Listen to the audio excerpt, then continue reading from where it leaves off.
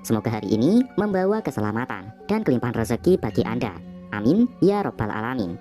Assalamualaikum, salam sejahtera, Om Swastiastu, Rahayu, Rahayu, Rahayu. Yang namanya hidup itu tidak luput dari yang namanya ujian, baik buruknya yang kita rasakan. Itu tidak lebih dari sampai mana kita bisa mengambil hikmah atau pelajaran tersebut. Memang terkadang seseorang jika merasakan sesuatu hal yang tidak mengenakan, maunya segera usai. Tetapi orang yang diuji dengan kesenangan, biasanya ini banyak yang tidak terasa. Kadang-kadang menganggap ini adalah suatu anugerah, tetapi sebenarnya kesusahan maupun kesenangan itu sama-sama ujian dari Tuhan. Tinggal bagaimana kita menyikapinya. Kalau panjenengan merasakan hidup panjenengan ini lurus-lurus saja, baik-baik saja, tidak menyimpang, tetapi kok permasalahan itu selalu datang bertubi-tubi, belum menemui solusi, naik turun, seperti itu terus. Dan panjenengan merasa bahwa hidup panjenengan ini lurus-lurus saja. Tetapi kenapa mengalami hal demikian? Ini yang namanya dengan diuji atau mendapat cobaan. Untuk apa? Untuk mengukur seberapa besar kesetiaan Anda pada semesta. Tetapi, jika sebelumnya itu berbuat yang tidak baik, seperti menzolimi orang, berupa sikap maupun ucapan. Sikap ini adalah perbuatan kita memperlakukan orang lain dengan tidak baik. Kemudian kalau ucapan itu mungkin membuli atau menyakiti, merendahkan orang lain. Itu termasuk kategori menzolimi. Kemudian kok mendapat halangan, rintangan, terus-menerus. Nah, ini sebenarnya bukan ujian, tetapi ini adalah buah karma pala, atau hukuman, atau peringatan bagi yang bisa berpikir. Tetapi kalau orang tidak merasa, tidak menganggap bahwa kesulitan dalam hidupnya itu adalah ujian, lupa bahwa apa yang diperbuatnya itu menghasilkan sebab akibat.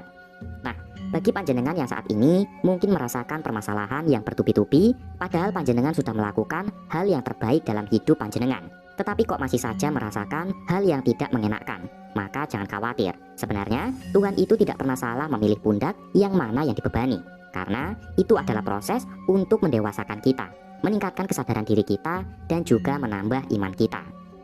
Sepanjang panjenengan tidak melakukan hal-hal yang membuat orang lain sakit hati, ataupun tidak melakukan hal-hal yang tidak merugikan makhluk lain, itu panjenengan berada dalam koridor di mana Tuhan memang sedang menguji panjenengan. Dan kalau panjenengan merasakan tanda-tanda seperti ini, kemungkinan besar sebentar lagi ujian panjenengan akan segera selesai atau usai. Lalu, seperti apa tanda ujian hidup akan berakhir?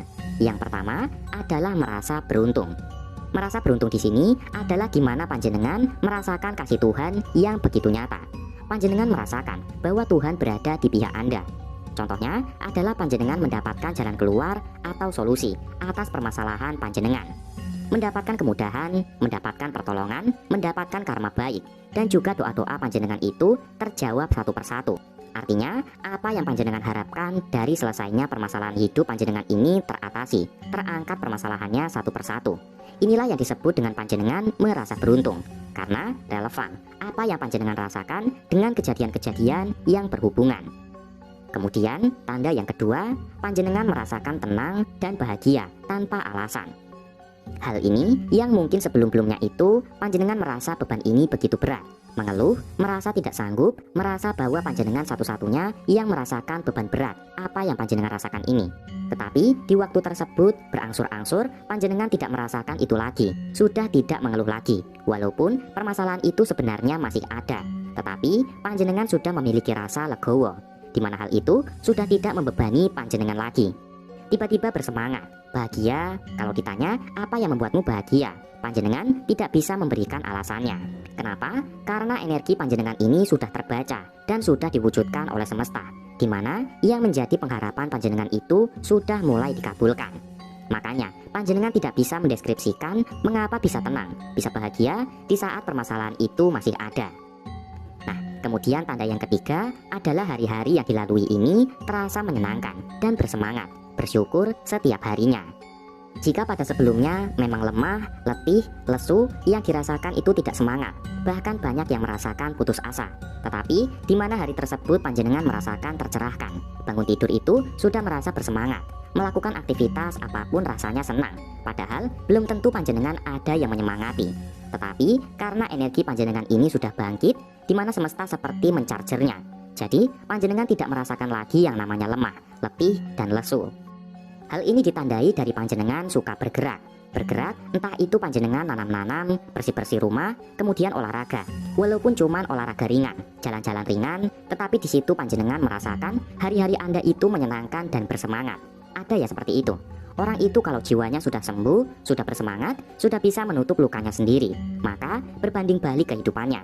Dia menjadi bersemangat. Apa-apa yang dilakukan itu berbeda sekali, sangat menyenangkan dan sangat dinikmati. Kalau panjenengan sudah bisa merasakan itu, berarti permasalahan panjenengan itu sedikit terkikis dan ujian hidup panjenengan ini tanda akan segera usai. Karena semangat ini tidak dibuat-buat, tetapi muncul secara lahiriah. Nah, kemudian tanda yang keempat adalah tidak lagi jadi merasa was-was maupun khawatir. Kenapa bisa begitu? Karena rasa takutnya yang kemarin-kemarin itu sudah terkikis, sudah merasa seperti ada power di dalam dirinya. Itu tadi, energinya seperti tercharger oleh semesta, di mana pikirannya itu sudah mantap, tidak ada lagi keraguan, sudah tahu polanya. Oh, kalau kemarin aku seperti ini, berarti sekarang aku harus begini, untuk menghasilkan kedepannya begini. Karena setiap orang itu ujiannya berbeda-beda. Ada yang diuji tentang asmara, ada yang diuji tentang ekonomi, ada yang diuji oleh keluarganya. Dan macamnya itu banyak sekali, dan polanya juga sudah tahu. Kemarin saya seperti ini, jadinya begini. Oh, berarti sekarang saya harus begini. Ibarat luka, kalau akan tertutup itu kan rasanya gatel. Nah, gatel yang dirasakan itu sudah tahu bahwa ini gatel akan mengering. Makanya sudah tidak lagi merasakan yang namanya was-was dan khawatir. Karena sudah tahu, gatelnya ini gatel karena akan sembuh. Sama dengan yang dialaminya, sudah bisa memprediksi dirinya sendiri bahwa ini akan berakhir. Tinggal nanti kapan pas waktunya. Sementara ini adalah proses untuk penyelesaiannya. Makanya tidak ada lagi rasa khawatir dan rasa was-was. Dan tanda yang kelima, meskipun permasalahan yang dialami masih dilalui, masih dirasakan, tetapi beban terasa lebih ringan. Apa yang menyebabkan hal ini? Karena sudah tahu polanya itu tadi. Makanya walaupun permasalahan itu belum tuntas, tetapi sudah tidak membebani jiwa dan pikiran lagi. Seperti sudah bakal bisa mengatasi, walaupun belum dijalani. Makanya orang tua zaman dahulu, ilmu titan ini dipergunakan untuk apa? Dipakai untuk niteni atau untuk mengetahui bahwa pola-pola itu ada. Segala permasalahan itu ada polanya, seperti halnya luka. Nah, luka itu kan ada sebabnya. Cara mengatasinya begini, obatnya ini, pantangannya ini. Makanya dulu orang tua zaman dahulu mengajari anak-anaknya untuk pintar perhitungan, supaya bisa memperkirakan. Kalau menemui permasalahan itu bisa tahu, bisa memprediksikan, walaupun semua ketentuan itu urusan Tuhan. Tetapi dengan kita pandai memprediksi demikian, maka kurang lebih bukan mendahului, tetapi mengantisipasi. Contohnya adalah ketika kita melihat buah jeruk. Sebelum membelahnya, kan kita kurang lebih sudah mengetahui, entah dari baunya, empuknya, atau warnanya. Kita sudah tahu, oh ini masih mengkal, rasanya sedikit asam, oh ini sudah matang, berarti rasanya manis. Sama seperti ujian hidup ini, kalau kita jalani dengan begini, maka hasilnya akan begini. Kalau kita menyikapinya buruk, maka hasil akhirnya juga buruk. Bakal apa yang saya alami, enak tidak enak, pasti kita sudah bisa memperkirakan kasarnya. Meskipun memang hasil akhirnya hanya Tuhan yang tahu, dan selalu ada hikmahnya. Kemudian tanda yang keenam, yaitu memiliki keyakinan sehingga tidak merasa kecil hati ketika direndahkan. Artinya, karena sudah mengalami sendiri dan tahu rasanya, dan keyakinannya ini kuat, sudah paham bahwa segala sesuatu yang dialami, baik buruk, itu bukan kemauan kita, tetapi memang Tuhan mengizinkan hal itu hadir untuk kita rasakan, untuk kita lalui. Maka kalau sudah bisa memahami hal itu, ketika ada omongan-omongan yang merendahkan, ketika ada orang yang menghinakan atas apa yang Anda alami, ketika dicemooh atas permasalahan yang panjenengan hadapi, itu sudah tidak lagi merasakan kecil hati. Karena apa? Keyakinannya ini sudah baik, karena sudah paham bahwa yang dirasakan seperti roda yang berjalan, kadang di bawah, kadang di atas, kadang kempes, kadang keras. Jadi tidak lagi merasakan yang namanya kecil hati. Nah, itulah pentingnya mengolah rasa, pentingnya memiliki kesadaran yang tinggi, pentingnya mempelajari rasa supaya tidak gampang berkecil hati, supaya tidak gampang terserang mental. Kenapa? Karena sudah tahu rasanya dan sudah tahu seperti apa polanya. Contohnya, seseorang mengalami berbagai macam cobaan dan permasalahan hidupnya. Kemudian, dia bisa mengambil benang merah dari apa yang pernah terjadi dalam hidupnya. Diibaratkan jeruk. Memakan jeruk, jenis jeruknya berbeda, tentu rasanya berbeda. Ada jeruk pasaman, ada jeruk beras tadi. Dari kedua jeruk ini rasanya berbeda. Dan seseorang diibaratkan memiliki permasalahan bermacam-macam. Sehingga ketika seseorang merasakan satu permasalahan yang seperti dirinya, maka dia sudah tahu. Contohnya, jeruk pasaman itu ada yang rasanya kecut, ada yang manis. Panjenengan tahu bahwa jeruk pasaman itu ada yang manis, ada yang asam. Sehingga ketika orang lain mengatakan jeruk itu manis, panjenengan mengatakan iya. Orang lain lagi mengatakan jeruk itu asam, panjenengan mengatakan iya. Karena apa? Sudah tahu rasanya, jadi bisa membedakan. Karena apa? Olah rasa dari pikirannya dan merasakan sendiri berbeda dengan orang yang hanya mengalami satu permasalahan dan dia memvonisnya. Contohnya jeruk tadi. Jeruk tidak tahu namanya, asalkan namanya jeruk pasaman itu dibilang asam karena dia pernah memakannya dan kebetulan rasanya asam. Lalu mengatakan jeruk pasaman itu semuanya asam, padahal kan ada yang manis juga. Semuanya dianggap sama.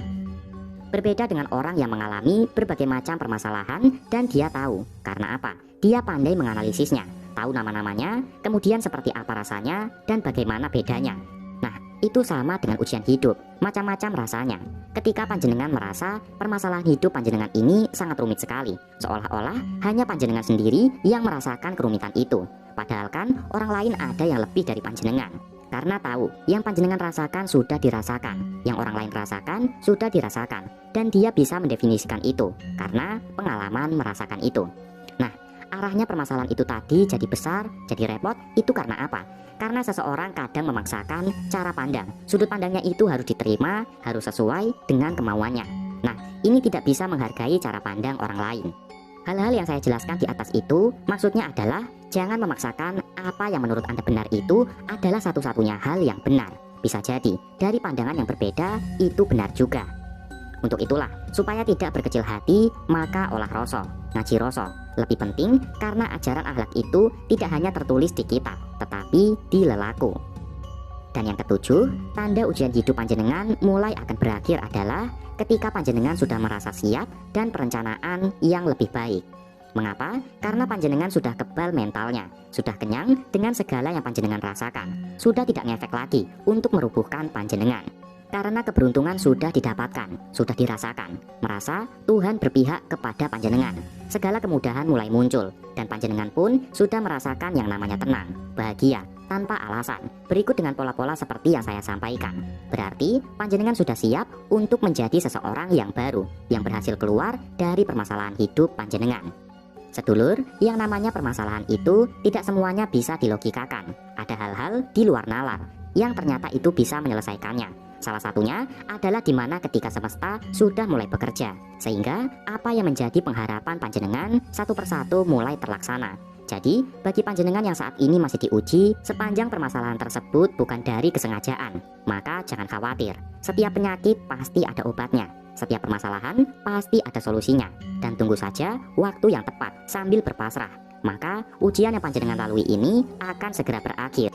Semoga saja panjenengan yang berada di fase ini segera diangkat ujiannya. Berakhir apa yang menjadi penderitaan yang panjenengan alami. Jika panjenengan memiliki pertanyaan atau sesuatu hal yang ingin diceritakan, jangan sungkan untuk tuliskan di kolom komentar. Karena pasti komentar panjenengan akan admin baca satu persatu. Sebagai penutup, admin doakan semoga Anda sekeluarga selalu mendapatkan kebaikan dan kemudahan dalam mencari rezeki. Amin ya robbal alamin. Assalamualaikum warahmatullahi wabarakatuh.